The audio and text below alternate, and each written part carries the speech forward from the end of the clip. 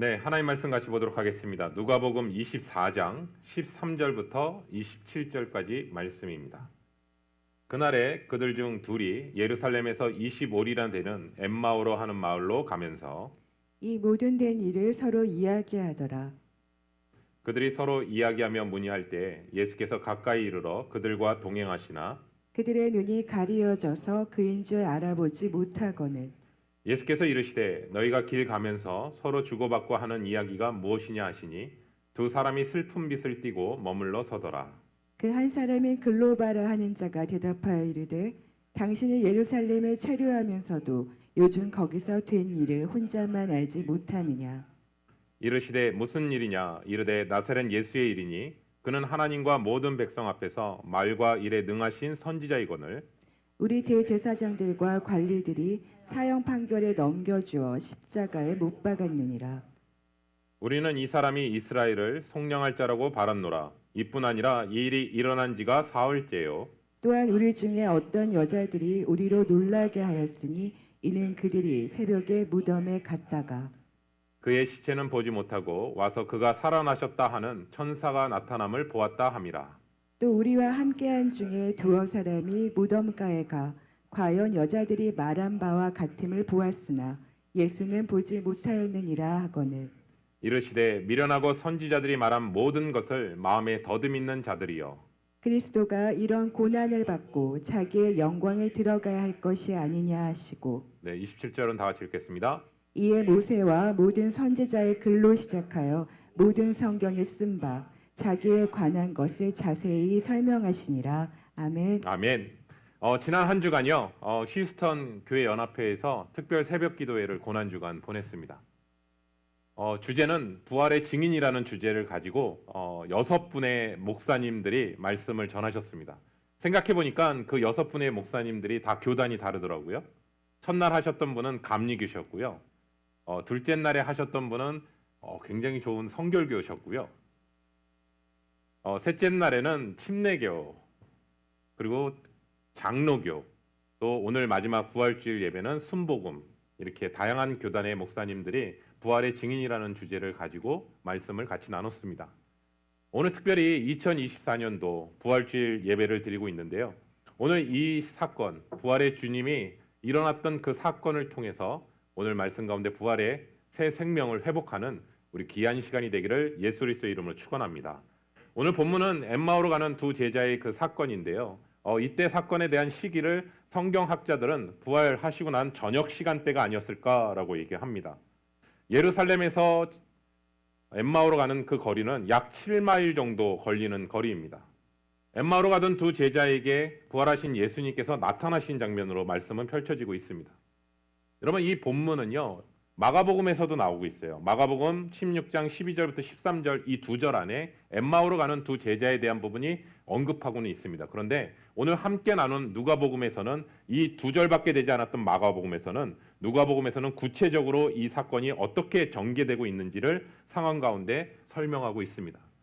저는 오늘 이 엠마오로 가는 두 제자의 모습과 오늘 살아가고 있는 우리들의 모습과 참 많은 부분이 닮아 있다라는 생각을 하게 되었습니다. 왜냐하면 오늘날에도요, 교회를 떠나는 이들이 참 많습니다. 그들이 교회를 떠나는 이유 또한 다양합니다. 어떤 분은 신앙생활을 오랫동안 열심히 잘 했는데 정말 최선을 다해서 섬기고 봉사했는데 어느 순간 내가 생각하는 교회 그림이랑 내가 섬기고 있는 교회 그림이 달라졌을 때 그 교회를 떠나는 분도 보게 되고요. 또 어떤 분은 신앙생활을 열심히 하지만 교회 안에서 관계에 어려움을 겪게 되어서 신앙생활을 떠나시는 분들도 계시고요. 또 너무나 일이 바빠서 정말 교회 갈 시간조차도 너무나 없어서 결국은 한두 주 계속 빠지다가 어느 순간 교회 나가지 않게 되는 상황들도 보게 되고요. 또 코비드 상황 속에서 현장 예배가 갑자기 어느 순간 멈춰섰잖아요. 멈춰선 가운데서 또 신앙을 잃어버리게 돼서 어느 순간 온라인이나 아니면 어느 순간부터 예배드리는 게 익숙해지지 않기 시작해서 교회를 떠나는 사람들도 있고요. 또 어떤 사람은 하나님의 말씀을 대하면 대할수록 너무나 불편한 거예요, 마음이. 그리고 고난에 대해서 자꾸 언급하게 되니까 그 자리를 자꾸 회피하고 싶은 마음이 들어서 교회를 떠나는 분들도 있고요. 제가 지금까지 이렇게 말씀드렸던 교회를 떠났던 분들을 얘기를 다 들어보면 각자만의 자기만의 이유가 다 있다라는 사실을 보게 됩니다. 저는 오늘 엠마오로 가는 두 제자가 예루살렘을 떠나는 이유와 오늘날 시대 가운데 교회를 떠나는 이유에 있어서 공통적인 뿌리 깊은 공통점이 있다라는 사실을 발견하게 됩니다. 그것은 뭐냐면 복음의 기초에 뿌리를 깊이 내리지 않는 모습이라는 사실을 생각하게 되었습니다. 여러분, 복음의 뿌리에 깊이 내리는 것이 무엇일까? 성경의 3분의 1, 사복음서의 3분의 1은 예수 그리스도의 죽으심과 부활하심에 대한 그 부분들을 뿌리 깊이 내리고 있는데, 그 뿌리 깊이 내리지 않았을 때 우리는 상황에 따라, 환경에 따라 얼마든지 교회를 떠날 수밖에 없는 그런 상황들이 펼쳐질 수 있다는 사실을 오늘 말씀 가운데서 보게 되었습니다. 왜냐하면 오늘 본문에 보시면 엠마오로 가는 두 제자는요, 과거에요, 예수님을 정말 열심히 따랐던 사람입니다. 13절 말씀에 보면 이 두 사람은 예수님께서 십자가에 돌아가신 후에 예수님의 12제자들과 함께 있었던 제자들이었습니다. 그리고 이 두 사람은 예루살렘을 등지고 엠마오로 가고 있는 상황으로 오늘 본문은 펼쳐지고 있습니다. 저는 이 말씀을 묵상하면서 여러분들에게도 동일하게 한번 좀 이런 질문을 하게 됩니다. 여러분, 과거에 얼마나 주님을 열심히 따르셨습니까? 라는 질문입니다. 여러분, 이 질문 앞에서 우리 성도님들이나 많은 믿음의 사람들은요, 공통적으로 그 질문을 던지게 되면 하나같이 얘기하시는 것 중에 하나가 뭐냐면, 제가요, 과거에는 굉장히 주님을 열심히 따랐어요. 주님이 나에게 부어주셨던 은혜가 너무나 컸기 때문에요, 정신없이 정말 주님을 향해 달려갔어요 라고 대답하시는 분들이요, 의외로 굉장히 많습니다. 그러나 지금 이 순간에 다시 한번 또 질문 하나 하겠습니다. 지금은 어떠십니까? 여러분, 신앙생활은요, 변함없이 꾸준히 주님을 따른다라는 것은 굉장히 어렵다라는 것을 우리가 신앙생활하면서 압니다.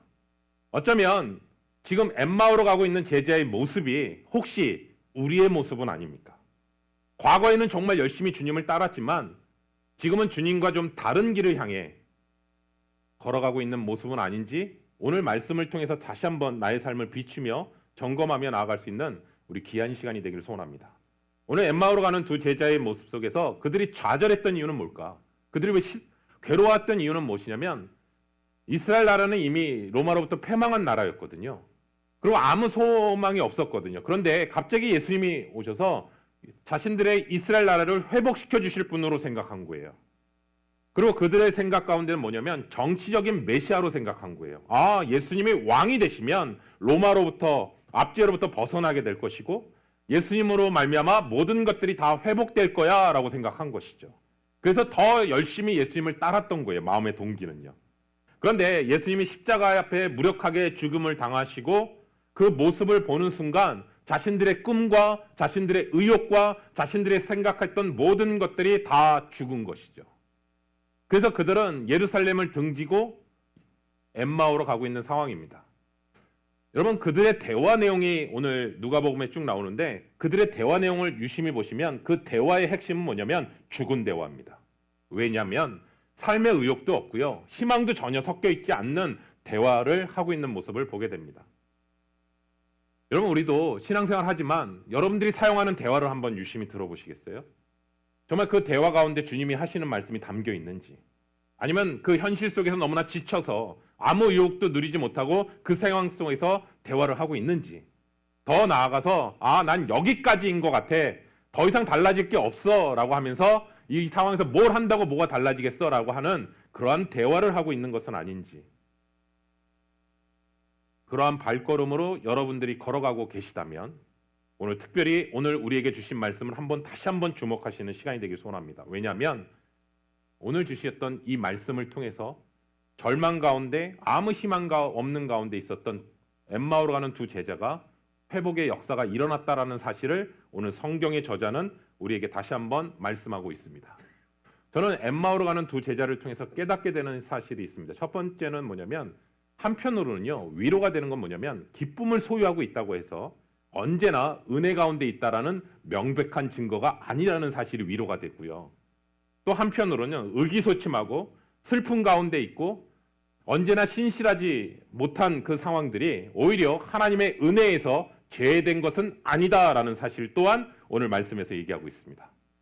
이 말씀을 보면서 정말 실망한 채 걸어가고 있는 그 두 사람의 이야기, 이 이야기를 통해서 오늘 말씀을 통해서 다시 한번 우리가 보기를 소원합니다. 우리 말씀 볼까요? 누가복음 24장 15절부터 18절입니다.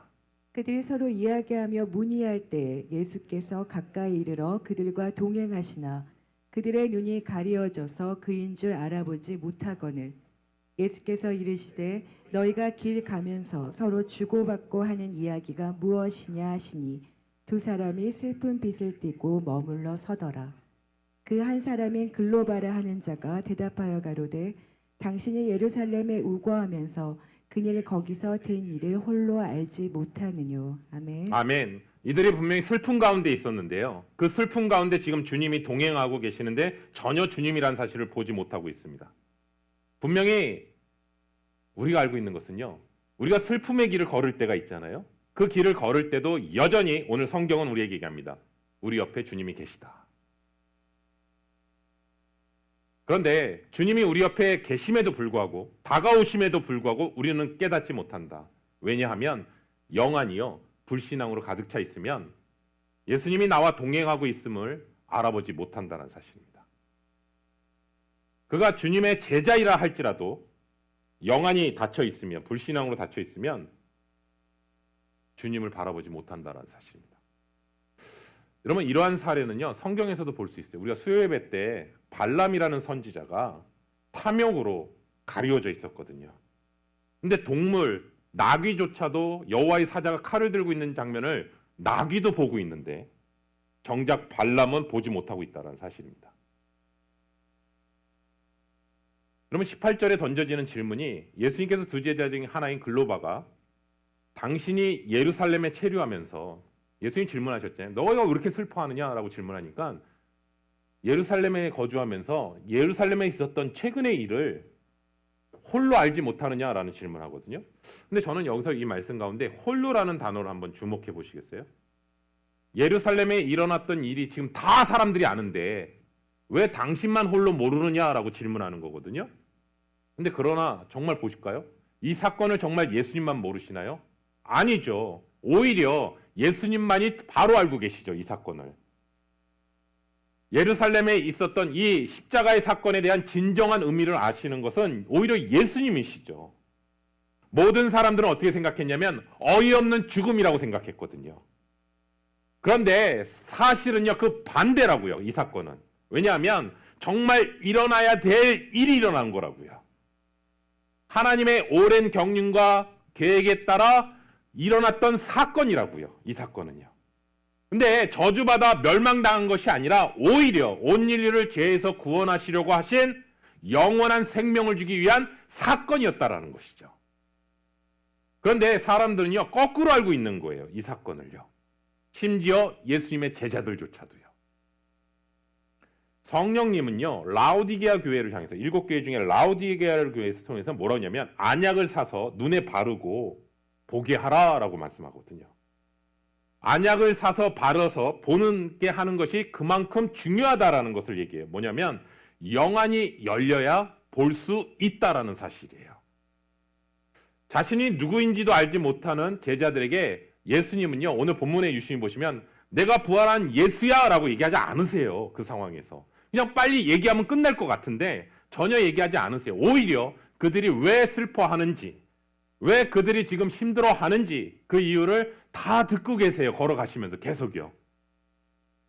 그래서 저는 이걸 통해서 뭘 하나 깨닫게 되냐면 이게 바로 기도의 특성이다라는 생각을 하게 됐어요. 왜냐하면 우리가 기도의 자리에 나올 때 기도를 불편해하는 이유 중에 하나는 거룩한 말을 해야 될 것 같고 내가 하나님 앞에 정말 뭘 말해야 될지 모르겠고 그리고 내가 기도하는 내용을 들어보면 내 스스로 들어보면 별로 기뻐할 내용 같지도 않은 내용들을 많이 하기 때문에 기도의 자리를 오히려 불편해하거든요. 그런데 기도는요. 내 마음속에 있는 고통, 슬픔, 외로움, 이해가 안 되는 답답함, 억울한 일, 모든 상한 마음들을 하나님 앞에 토해내는 것이 기도라는 거예요. 갑자기 너무 아멘 안 하시니까 당황이 되는데요. 그렇게 우리 안에 토해내는 그 마음을 토해내기 시작할 때 주님이 나를 만나 주시고 우리의 마음을 회복시켜 주시고 우리의 마음이 소망과 기쁨과 감사의 마음으로 바뀌는 것. 그것이 기도라는 거예요. 내가 먼저 내 안에 있는 독들을요 쏟아내야 하늘의 신령한 것으로 우리 마음을 채워주시지 않을까요? 그래서 성경을 유심히 보면 시편에 보면 탄원하는 내용이 굉장히 많아요. 여러분 다윗이 다윗 될 수 있었던 것은 그의 마음의 모든 것들을 하나님 앞에 토해내는 시간들이 있었어요. 그리고 나중에 고백하죠. 정결한 마음을 주시옵소서. 나를 주님 앞에서 멀리 떠나게 하지 마시고. 그 주님 앞에 오는 그 은혜를, 그 기도를 삶의 현장에서 체험했던 사람이거든요. 그런데 하나님 앞에 드리는 기도인데 자꾸 경건함을 위장하고요. 괜찮은 척하며 나아가는 그 모습은요, 오히려 치유받지 못한다는 사실이에요. 모든 치료의 시작은요, 의학적으로나 영적으로나 공통점은 뭐냐면 내가 병자라는 것을 인정하는 거예요. 그래야 내가 치료를 받아야 됩니다. 그것을 인정하기 시작할 때 하나님의 치유가 일어난다는 사실을 믿으시기 바랍니다. 그래서 주님이 던지시잖아요. 내가 낳고자 하느냐. 그렇기 때문에 기도는요, 우리 성도님들 어렵게 생각하지 마시고 내 안에 지금 감정이 있잖아요. 지금 내 안에 감정. 답답하고 괴롭고 슬프고 억울하고 그 마음을 그대로 하나님 앞에 토해내시면 된다고요. 엠마오로 나왔던 제자들이 결국은 예수님께서 주시는 그 말씀을 다 들으시거든요. 얘기하는 것을요. 그리고 결국은 회복의 역사가 일어난다는 사실을 보게 돼요. 그래서 저는 믿음은 나의 진실된 마음을 가지고 주님을 만나는 거예요. 거짓 없는 게 아니라 진실된 마음으로요. 그리고 다른 사람의 아픔이 아닌, 일단은 다른 사람 아픔까지 생각하지 마시고요. 나의 아픔을 주님 앞에 드리고 주님을 만나는 시간임을 다시 한번 보게 됩니다. 왜냐하면 그것을 들으신 주님이 그 문제를 듣고 끝나시는 게 아니라 그 문제를 해결하시고 치유하시는 주님이신 줄 믿으시기 바랍니다. 이런 슬픔 가운데 예루살렘을 등지고 걸어가는 엠마오 두 제자와 계속 걸어가시면서 그들이 하는 얘기를 다 들으세요. 예수님께서 다 들으세요. 그리고 다 들으신 후에 자식이 잘못하거나 잘못 행동할 때 부모가 꾸짖잖아요.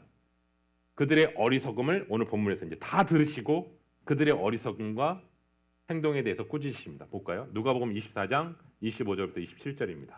이르시되 미련하고 선지자들이 말한 모든 것을 마음에 더듬 있는 자들이여, 그리스도가 이런 고난을 받고 자기의 영광에 들어가야 할 것이 아니냐 하시고, 이에 모세와 모든 선지자의 글로 시작하여 모든 성경에 쓴 바 자기에 관한 것을 자세히 설명하시니라. 아멘. 아멘. 여기서 미련하다라는 단어 사용하는데요. 여기서 미련하다라고 책망하시거든요. 이것은 뭐냐면 말씀에 대한 듣는 귀가 없다라는 거예요. 하나님의 말씀과 약속에 대한 지혜와 이해가 부족하다라는 거예요. 여러분 맞습니다. 사실은요. 우리의 신앙이 자꾸 흔들리는 이유는 하나님의 말씀에 대한 지혜와 이해가 부족하기 때문일 때가 더 많아요. 사실은요. 그리고 예수님께서 공생의 사역 가운데서 우리가 마가복음을 계속해서 같이 나누고 있지만 예수님께서 틈나는 대로 하셨던 것이 뭐냐면 예수님의 죽으심에 대해서 얘기했어요. 분명히. 그렇죠. 또 하나는 예수님께서 부활하신다라는 것을 분명히 말씀하셨어요. 그럼에도 불구하고 예수님의 가르침에 대한 부분은 전혀 듣지 않았다고요. 왜요? 내 생각이 너무나 가득 차 있었기 때문에. 근데 또 하나 결정적인 게 뭘까요? 구약 성경은 이 사람들도 다 알거든요. 선지서에서 이미 예언한 것까지도 너희가 보편적으로 받아들이지 않고 있다라고 얘기하시는 거예요. 주님께서. 그래서 주님은 구약의 사건들을 마치 성경교사처럼 예수님께서 구약에서 예수 그리스도를 나타냈던 사건들을 하나하나 제자들에게 설명하고 있는 모습이 오늘 본문 말씀 가운데서 펼쳐집니다. 선지자들도 그리스도께서 어떻게 고난을 받으실 거라는 것을 얘기하고 있고 그가 어떻게 하나님의 뜻대로 죽고 어떻게 하나님의 뜻대로 다시 부활할 것인가에 대해서 구약 성경을 통해서도 선지서를 통해서도 예언하고 있다라는 사실을 주님이 직접 말씀하고 계십니다. 여러분 우리가 성경을 읽을 때 때로는 이해되지 않을 때도 참 많아요. 그런데요. 더 중요한 사실이 하나 있어요. 성경이 쓰여진 것은요. 성령의 감동으로 쓰여졌다고 그러시잖아요. 그러면 이 문제 말씀을 대할 때 다른 것들을 먼저 보는 게 아니라 성령님께 그 질문을 하는 거죠.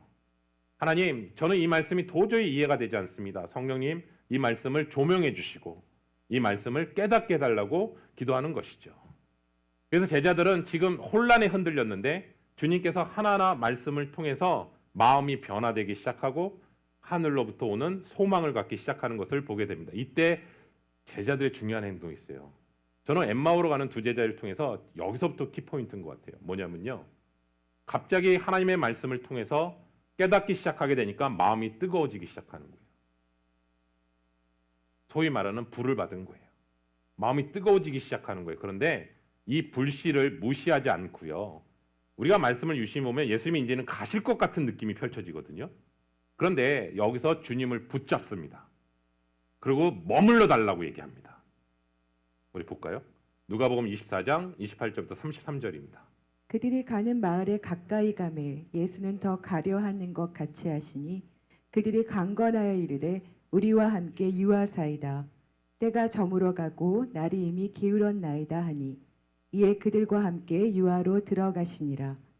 그들과 함께 음식을 잡수실 때 떡을 가지사 축사하시고 떼어 그들에게 주시니 그들의 눈이 밝아져 그인 줄 알아보더니 예수는 그들에게 보이지 아니하시는지라. 그들이 서로 말하되 길에서 우리에게 말씀하시고 우리에게 성경을 풀어주실 때에 우리 속에서 마음이 뜨겁지 아니하더냐 하고 곧 그때로 일어나 예루살렘에 돌아가 보니 11 제자 및 그들과 함께한 자들이 모여 있어. 아멘. 아멘. 사랑하는 성도 여러분, 저는 이 본문 말씀을 통해서 분명한 영적 교훈이 하나 있는데요. 마지막 때가 오잖아요. 지금 마지막 때를 향해 가고 있는데 마지막 때에는요, 미혹이 더 강해질 거라는 거예요. 그래서 떨어져 나가는 사람들이 점점 많아질 거라는 거예요. 오히려 성경은 이렇게까지 얘기합니다. 마지막 때 미혹이 얼마나 강하면 믿는 성도들조차 미혹해서 넘어질 거라는 거예요. 그렇지만 낙심과 좌절 가운데 그 길을 걸어가는 것으로부터 중도 탈락한 그 사람들을 향해서 주님은 내버려 두시는 것이 아니라 주님은 찾아오셔서 다시 말씀을 통해 이해시키고 다시 그들을 돌이켜 회개시킬 것이라는 약속도 오늘 본문 말씀을 통해서 얘기하고 계세요. 그런데 여기서 중요합니다. 성도들이 정말 해야 될 것은 뭐냐? 그냥 그것으로 만족하서는 안 된다는 거예요. 아, 주님이 나를 다시 찾아오셔서 나를 돌이켜 주실 거야. 나를 다시 만나 주실 거야. 아니요. 거기에만 멈춰 있어서는 안 된다라는 것을 오늘 본문 말씀을 통해서 뭐라고 얘기하냐면 주님의 말씀을 굳게 붙잡으라는 거예요. 그것은요, 우리의 몫이에요. 굳게 붙잡고 강권했다라고 얘기하고 있어요, 오늘. 그리고 가던 그 자리를 돌이켜 하나님께로 발걸음을 옮기는 사건이었어요. 엠마오로 가는 제자들의 모습을 보면서 마치 그냥 갈 것처럼 하셨던 예수님을요, 붙잡았다고요. 그리고 우리와 함께 유해달라고 얘기하는 거예요. 그리고 예수님은 이들의 청을 들어주세요. 그리고 함께 유했고 함께 음식을 잡수실 때 떡을 축사하시고 난 후에 이들의 눈이 밝아졌어요. 비로소 예수님이라는 걸 알았어요. 그런데 아이러니하죠. 예수님을 보자마자 예수님은 사라지셨어요. 그 사건을 통해서 이 엠마오로 갔던 두 제자가 다시 되돌아갑니다. 그래서 12제자를 향해서 가는 것이죠. 참 아이러니하지 않나요? 불신의 눈으로 멀었을 때는 주님이 지금 옆에 계시는데도 잘 몰랐고 주님이 직접 나타나셔서 말씀하고 계셔서 하는데요. 눈으로 아무리 봐도 주님인 줄 몰랐다고요. 그런데 믿음의 눈이 회복되니까요. 물리적인 예수님은 사라지셨어요. 그런데 믿음의 눈으로 볼 수 있게 됐다라는 거예요. 그래서 히브리서 기자가 이렇게 얘기하는 거예요. 믿음은 바라는 것들의 실상이요 보지 못하는 것들의 증거니. 우리도 주님을 만날 수 있는 것은 우리 안에 계시는 성령님을 통해서 믿음을 통해서 볼 수 있는 거예요. 한때 뜨거웠던 신앙이 식고 내가 주님을 향해 걸어갔던 그 길로부터 멀어졌다고 느껴지시는 분이 계시다면 오늘 이 부활절을 통해서 주님을 향한 첫사랑이 회복되는 우리 귀한 시간이 되기를 예수 그리스도의 이름으로 축원합니다. 정말 우리의 마음에 깊은 마음 속에 다시 한번 하나님을 향한 그 뜨거움이 회복되는 자리가 되길 소원합니다. 저는 그 요한계시록의 7교회 중에 주님께서 라오디게아 교회에게 다음과 같이 말씀하신 부분을 한번 보게 되었어요. 볼까요? 요한계시록 3장 16절부터 21절이요. 네가 이같이 미지근하여 뜨겁지도 아니하고 차지도 아니하니 내 입에서 너를 토하여 버리리라. 네가 말하기를 나는 부자라 부요하여 부족한 것이 없다 하나 네 공고한 것과 가련한 것과 가난한 것과 눈먼 것과 벌거벗은 것을 알지 못하는도다. 내가 너를 권하노니 내게서 불로 연단된 금을 사서 부요하게 하고 흰 옷을 사서 입어 벌거벗은 수치를 보이지 않게 하고 안약을 사서 눈에 발라보게 하라. 물은 내가 사랑하는 자를 책망하여 징계하노니 그러므로 내가 열심을 내라 회개하라. 볼지어다 내가 문 밖에 서서 두드리노니 누군지 내 음성을 듣고 문을 열면 내가 그에게로 들어가 그와 더불어 먹고 그는 나와 더불어 먹으리라. 이기는 그에게는 내가 내 보좌에 함께 앉게 하여 주기를 내가 이기고 아버지 보좌에 함께 앉는 것과 같이 하리라. 아멘. 아멘. 예수님은 엠마오로 가는 두 제자들을 향해서 책망하셨잖아요. 근데 오늘 라오디게아 교회를 향해서 뭐라고 했냐면 너희가 뜨겁지도 않고 차지도 않다. 너희들이 갖고 있는 그 신앙은 너무나 미지근한 신앙이다라고 얘기하시거든요. 그런데 7교회 중에서요. 라오디게아 교회가 제일 부자였어요. 기록에 의하면요. 지진이 자주 일어났거든요. 그쪽 터키 지역이. 근데 우리가 빌라델피아 교회도 보면 완전히 가난했잖아요. 완전히 무너져서 로마로부터 지원을 받게 됐잖아요. 그런데 라오디게아는요. 지원을 안 받았대요. 우리 돈으로 할 수 있다고 얘기했대요. 우리 힘으로 할 테니까 우린 지원받지 않는다. 그런데 주님은 뭐라고 얘기하시냐면 너희가 물질적으로는 너무나 부요한데 사실 영적으로는 너무나 심각한 가난하다. 근데 그것조차도 너희가 보지 못하고 있다. 이 부분을 얘기하는 거예요. 마치 이거 아닐까요? 우리가 부활주일 예배를 오늘 처음 드리시는 분은 없을 거예요. 그렇죠? 매년 부활주일은 다가옵니다. 그렇죠? 여기가 이 땅 가운데 살아가는 동안. 그런데 매번 드렸음에도 불구하고 이 부활주일 예배가 그냥 하나의 절기 예배처럼 아무 감동도 없이 아무 느낌도 없이 그냥 돌아간다든지 다음 날 누구보다도 엠마오로 가는 제자보다도 더 빨리 가려고 달려가는 우리의 모습은 없는지, 더 정확하게 하면 마치 부활을 모르는 것처럼 신앙생활하고 있는 것은 아닌지. 그럼에도 불구하고 주님은 뭐라고 얘기하시냐면 불로 연단한 금을 사서 신앙의 연단이 지금 너에게 필요하다라는 거예요. 신앙의 연단을 통해서 믿음이 순전한 믿음으로 바뀌어야 된다는 거예요. 여러분 그렇기 때문에 연단이 없는 게 오히려 더 위험한 거더라고요. 예. 또 하나는 뭐냐면 흰옷을 사서 입어 벌거벗은 수치를 보이지 않게 하고 이것은 어떤 뜻이냐면 죄의 더러움을 가리는 예수 그리스도의 보혈로 말미암아 칭의를 가리키는 흰 옷을 사서 더 이상 수치스럽게 행동하지 말라라는 것을 말씀하고 계시는 거고 안약을 서서 눈에 발라 보게 하라라고 얘기합니다. 그래서 라오디게아의 교회에 있어서 가장 영적인 근원적인 문제는 무엇이냐라는 것은 뭐냐면 실상은 자신들은 영적인 소경이었다라는 거예요. 네. 그리고 예수님이 강력한 말씀하십니다. 내가 사랑하는 자를 책망하며 라오디게아 교회를 사랑하셨어요. 징계하노니 내가 열심을 내라. 그리고 회개하라. 저는 이 음성이 저와 우리 형제사랑교회 성도님들을 향한 음성으로 들렸습니다. 이 음성을 들으면서 엠마오로 가던 제자들이요 마음을 회복하기 시작합니다. 그리고 주님과 유할 것을 강권했었잖아요.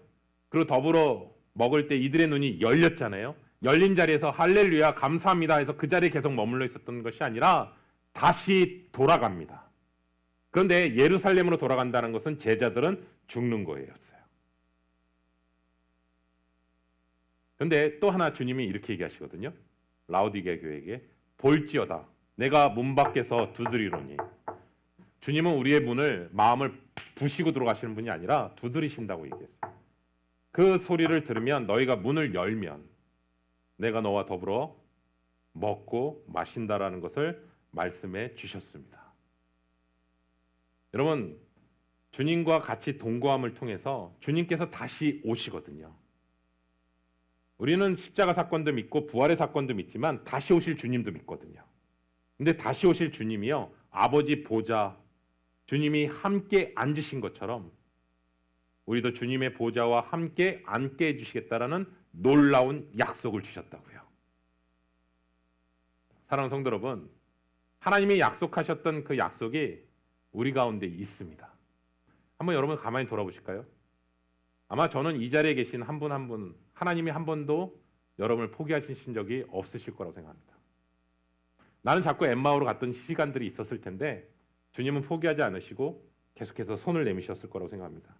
그런데 여러분, 이제는 그 손을요, 나에게 늘 손을 터치해 주시는 분이시로 멈춰 있지 마시고 그 손을 굳게 잡고 주님의 약속을 다시 한번 마음에 새기며 새로운 복음의 발걸음으로 나아가시는 저와 우리 귀한 성도님 되시기를 예수 그리스도 이름으로 축원합니다.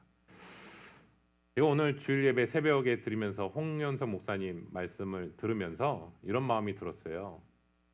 다 힘든 시간이 다 있는 것 같아요. 목회자한테도 그렇고 성도님들한테도요. 아마 예외 없는 것 같아요. 그런데 힘듦이 힘듦으로 안 끝나는 이유가 뭐냐라고 질문하신다면 믿음이라고 생각합니다. 믿음은요, 똑같은 상황인데 다른 해석을 주더라고요. 엠마오로 향했던 그 제자들이 주님을 다시 만나니까요, 믿음이 회복되니까요, 그 발걸음이요 다시 예루살렘으로 돌아가는 것을 보게 됩니다. 그리고 더 이상 현실의 문제 앞에서 두려워하지 않습니다. 나중에 오순절 날에요, 성령이 강림하게 되잖아요. 성령이 강림할 때 우리는 12제자가 있었다라는 거, 가룟 유다 대신에 또 나중에 마띠아도 있겠지만 그 제자 120명 중에 저는 2명도 알아요. 갑자기 이렇게 쳐다보시네요. 오늘 등장했던 엠마오의 2 제자요. 저는 그 120명 중에 이 2 제자도 거기에 들어갔을 거라고 생각합니다. 당연히요.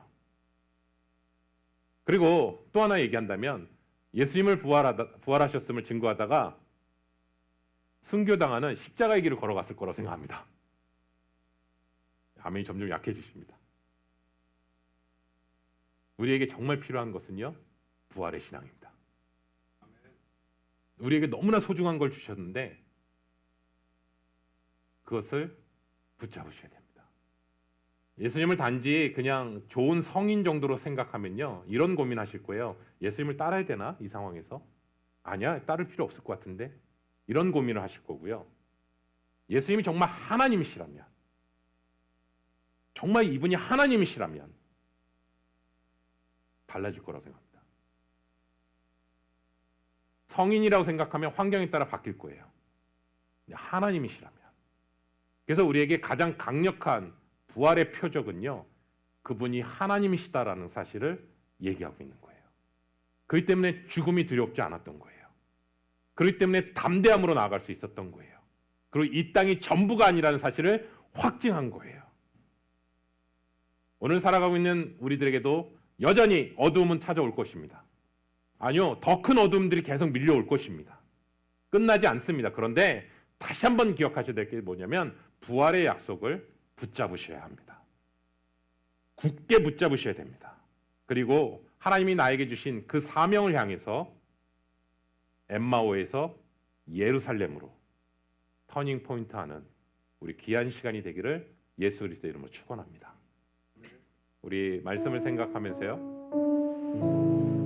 오늘 이 말씀이요, 나에게 적용됐으면 좋겠어요. 나에게요. 그래서 정말 하나님께서 주시는, 이제는 상황에 따라 다른 길을 걸어가는 것이 아니라 사명을 향해서, 나에게 주셨던 그 사명을 향해서 달려가는 길이 되길 소원합니다. 두려움도요, 염려와 걱정도요, 그 길을 막지 못합니다. 그래서 그 약속의 말씀을 다시 한번 기억하면서